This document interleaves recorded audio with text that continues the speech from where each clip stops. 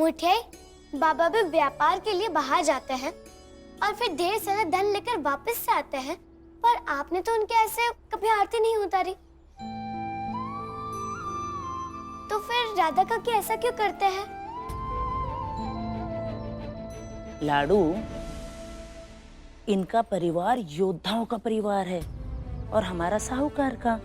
हमारे घर के पुरुषों को बाहर आने जाने में जान का खतरा नहीं होता, लेकिन एक योद्धा के परिवार के जान को हमेशा खतरा होता है। ये जब भी घर के बाहर जाते हैं तो इनके घर की औरतें आरती उतार कर अपने मन का भय थोड़ा सा कम करती हैं, और इनके घर के पुरुष या बेटे जब वापस लौट कर आते हैं तब भी आरती करके ये अपने भाग्य को धन्यवाद करती हैं। बस इनका जीवन आरती से शुरू होता है और आरती पर ही खत्म हो जाता है, समझ लो। और लाडू, तुम्हें क्या करना है ये सब जान के? तुम सुंदर वस्त्राभूषण पहनो, खेल खिलौने से खेलो और अपने जीवन में खुश रहो, समझी? हाँ।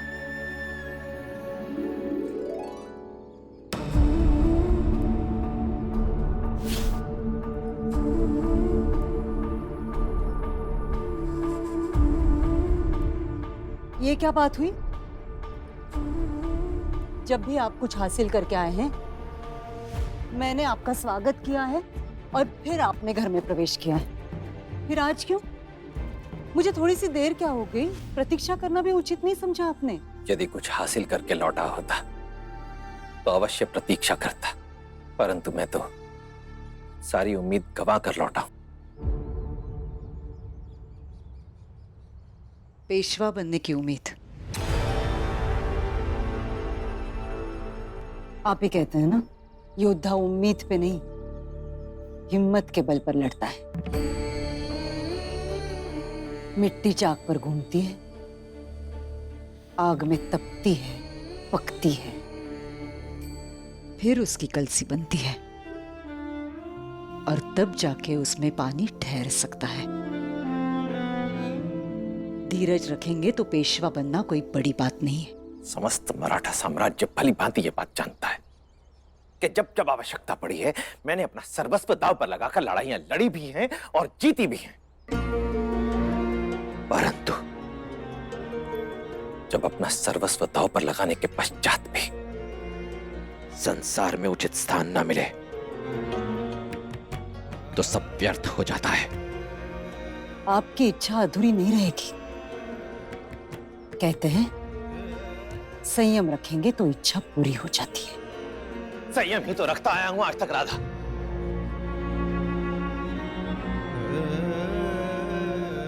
अपने मुख से अपनी प्रशंसा करने का कोई चाव नहीं है मुझे, परंतु यदि निष्पक्ष मूल्यांकन के आधार पर देखा जाए तो महाराज के दरबार में वर्तमान पेशवा सहित कोई एक भी ऐसा नहीं है जो युद्ध कला में या प्रशासन के कार्यों में मुझसे अधिक योग्यता रखता हो।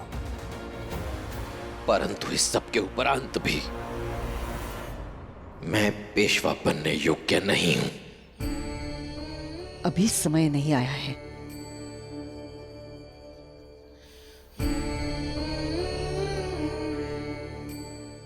तो आज जो हासिल हुआ है वो क्या कम है?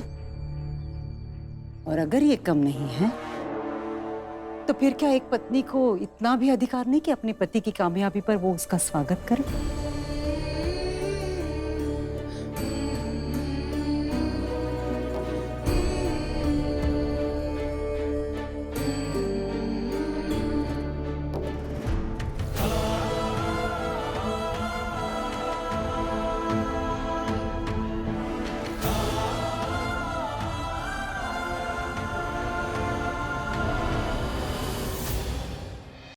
इसकी क्या आवश्यकता थी राधा? आवश्यकता थी सैनिकों की खुशी और उत्साहवर्धन के लिए ये आवश्यक था। आखिर उनके सरकार सेना करता जो बने हैं, पेशवा बनेंगे तो भव्य आयोजन होगा।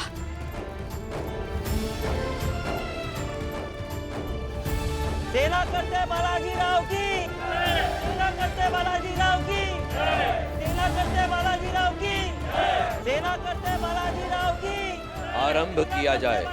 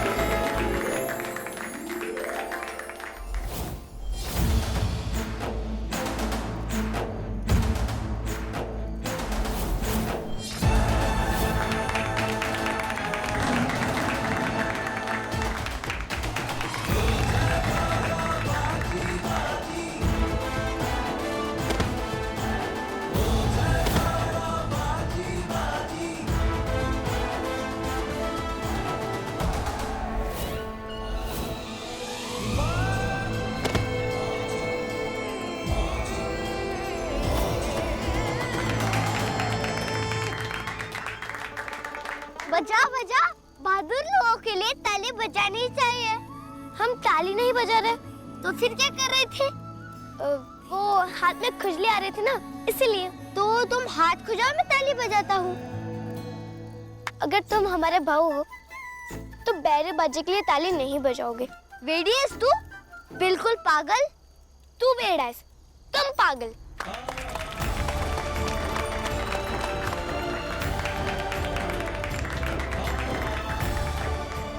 बच्चों का कौशल देखकर क्या विचार है बालाजी विश्वनाथ आपके?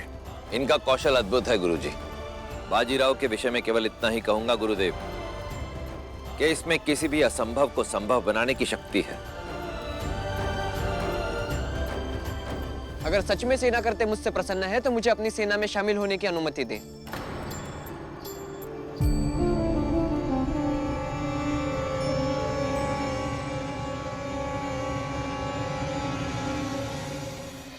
क्या कह रहे हो बाजी? वही जो हमेशा एक योद्धा की इच्छा होती है। बाजी, आई, आपके और बाबा के लिए तो मैं हमेशा छोटा ही रहूंगा, पर यह अनुरोध एक भावी सैनिक राज्य की सेना करते से कर रहा है।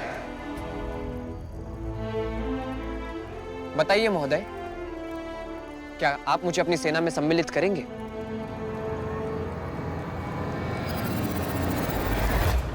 अवश्य सैनिक। हमारी सेना को सदैव ऐसे योद्धाओं की आवश्यकता रहती है जो युद्ध भूमि को अपनी क्रीड़ा भूमि समझे और सदैव अपनी जान पर खेलने के लिए तत्पर रहें। बाजीराव की! बाजीराव की! बाजीराव की!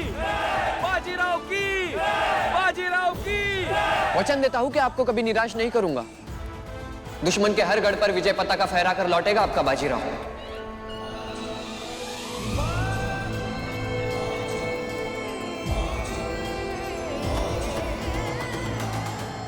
चलिए रात्रि भोजन के लिए चलिए।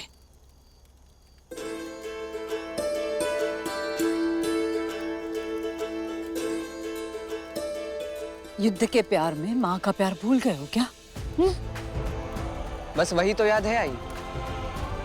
मन करता है युद्ध में जाते समय आप मेरी आरती उतारें, जैसे आप बाबा की आरती उतारती, और जीत कर आने का आशीर्वाद दें। पागल हो गए हो? पागल तो हो गया हुआ ही। मराठा साम्राज्य को शक्तिशाली बनाने और हर दिशा में विजय पताका फहराने के लिए पागल हो गया हूं।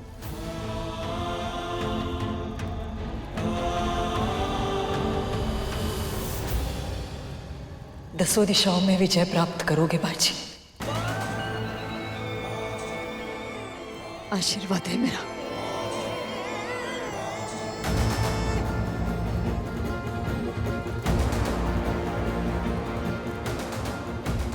काशी, कैसे लगा बाजीराव का प्रदर्शन? अच्छा था, पर आपके पास तो बहुत सारे सैनिक हैं। फिर इस सेना में शामिल होने के लिए इतने उतावले क्यों हो रहे हैं? क्योंकि सबकी परेशानियां खत्म कर सकूं। और एक सैनिक इसीलिए लड़ता है, पर यह बात उसके समझ में नहीं आएगी जिसके लिए जीवन की सबसे बड़ी चुनौती मनपसंद घाघर पाना हो, और जिसके लिए वो नगर के सारे स्वर्णकारों को परेशान कर देती हो।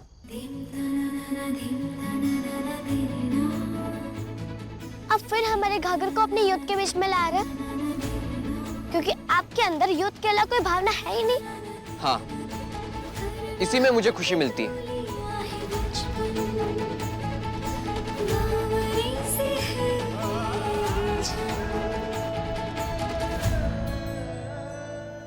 राधाबाई, बच्चे तो अंगारों को फूल समझ के पकड़ने की कोशिश करते ही हैं, परंतु ये माता पिता का धर्म है कि उन्हें जलने से बचाएं। बाजीराव ने युद्ध में सम्मिलित होने की इच्छा जताई, परंतु बालाजी राव को उसे ये अनुमति नहीं देनी चाहिए थी।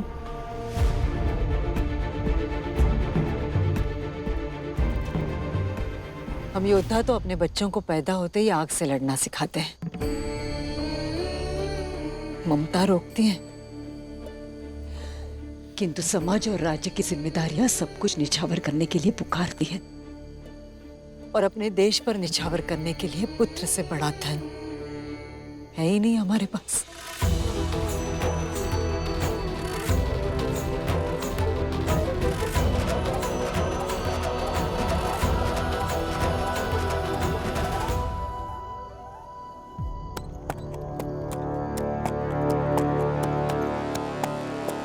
सरकार की जय हो, हमारी सहायता कीजिए।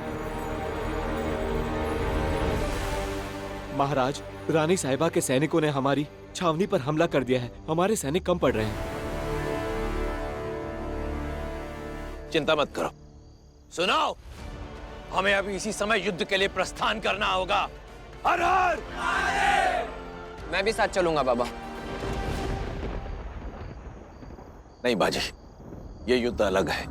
रात्रि का समय हो गया है और वैसे भी रानी साहिबा के सैनिक कहीं अधिक प्रशिक्षित और अनुभवी हैं। अनुभव कम है पर अभ्यास नहीं। और आप भी तो मेरे साथ होगे ना। और वैसे भी कभी ना कभी मुझे ऐसे रात्रि का सामना तो करना ही होगा। और आपने ही तो कहा था कि मैं किसी भी असंभव को संभव कर सकता हूं। तो इससे बेहतर अवसर क्या होगा?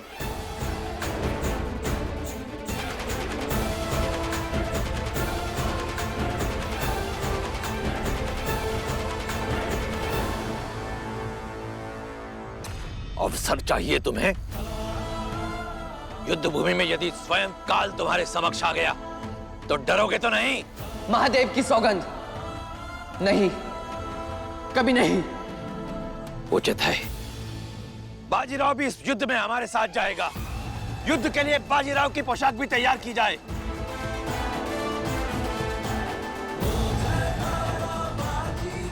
चलो।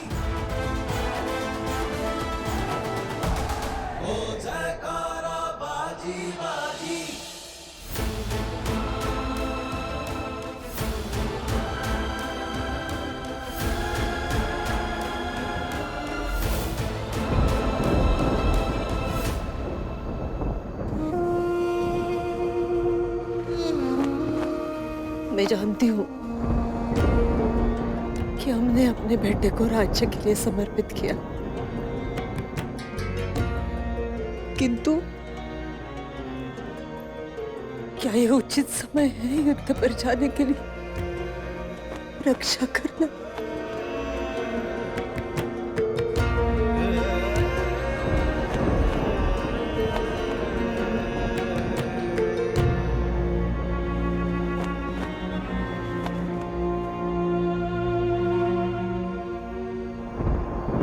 राधाबाई, एक माँ होने के नाते मैं आपकी चिंता समझ सकती हूँ, किंतु यहाँ रोने से अच्छा है कि आप बालाजी राव से जाकर बात करें। कितने छोटे बच्चे को युद्ध में ना लेके जाए। बालक अगर शेर की जिद करे तो माता पिता उसे शेर का पुतला लाकर देते हैं, ना कि उसे शेर के आगे छोड़ देते हैं। बाजीराव के युद्ध पर जाने की जिद को मान लेना जरूरी नहीं था। बरोबर ना? ये तो एक योद्धा का कर्तव्य है भवानी बाई कि वो राज्य की रक्षा करे, और कर्तव्य रिश्ते से बड़ा होता है। इसीलिए हम योद्धा अपने राज्य के लिए अपना जीवन निछावर कर सकते हैं।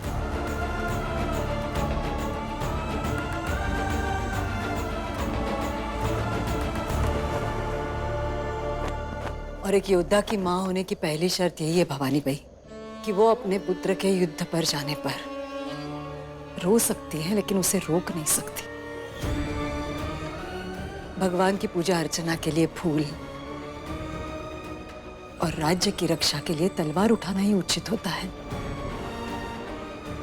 बरोबर ना?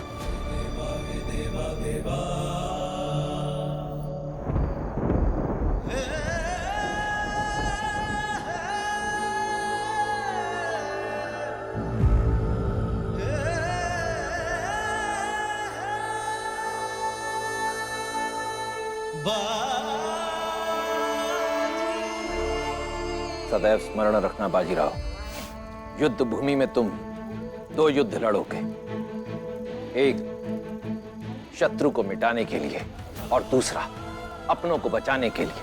हो बाबा। तुम्हारा ये सीना इतना सुदृढ़ और शक्तिशाली होना चाहिए कि शत्रु सेना का सारा लोहा और बारूद इसमें समा जाए, परंतु चेहरे पर एक शिकन भी ना आने पाए। हो बाबा। ये कभी मत भूलना बाजीराव, युद्ध भूमि में योद्धा का भाग्य उसके हाथों की रेखाओं में नहीं, उसकी भुजाओं में होती है। हो बाबा।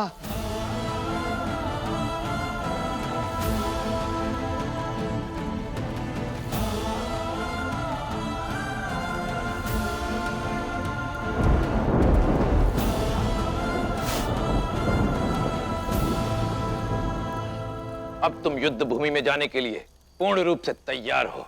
स्मरण रहे, युद्ध भूमि में ना तो मैं तुम्हें देख पाऊंगा, ना तुम मुझे, क्योंकि युद्ध भूमि में जाते योद्धा को यदि कुछ दिखाई देना चाहिए तो वो है केवल उसका शत्रु।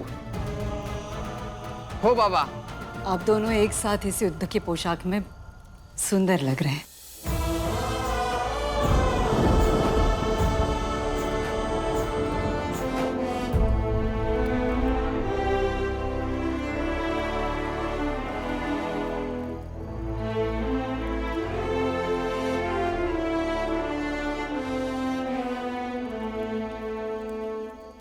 उन दुश्मनों की किस्मत खराब होगी जिनका आज आपके साथ सामना होगा।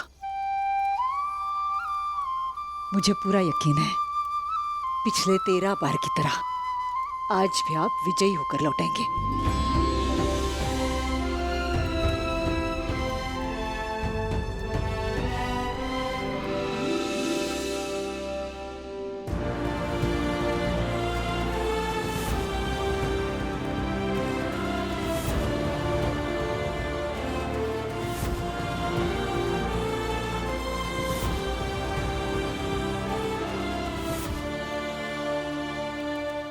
तुम्हें पता है बाजी, जब तुम 3.5 साल के थे तो अचानक से सांसें रुक गई थी तुम्हारी। तब मुंह से फूंक कर मैंने तुम्हें सांसें दी थी। तब से हमारी धड़कनें एक हैं। उस दिन हम दोनों ने मौत को बिल्कुल करीब से देखा था।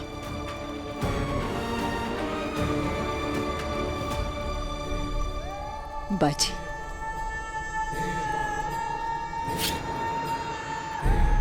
आज अगर युद्ध भूमि में तुम्हारा मौत से सामना हो जाए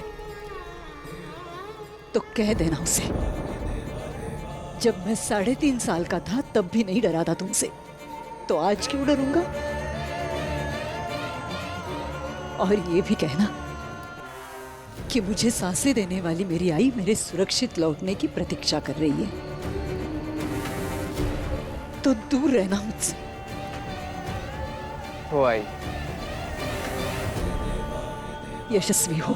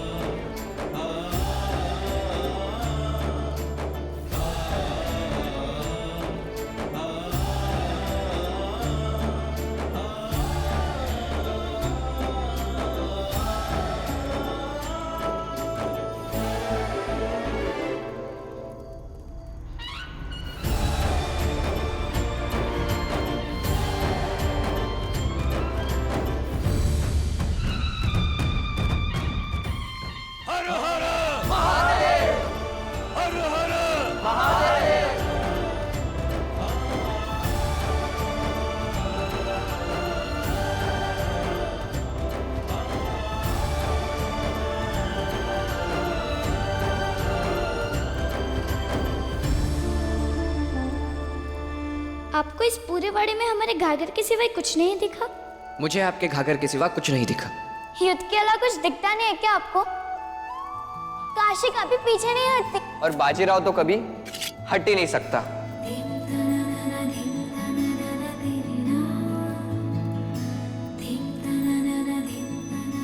सेना में शामिल होने के लिए इतने उतावले क्यों हो रहे हैं? क्योंकि सबकी परेशानियां खत्म कर सकूं, और एक सैनिक इसीलिए लड़ता है।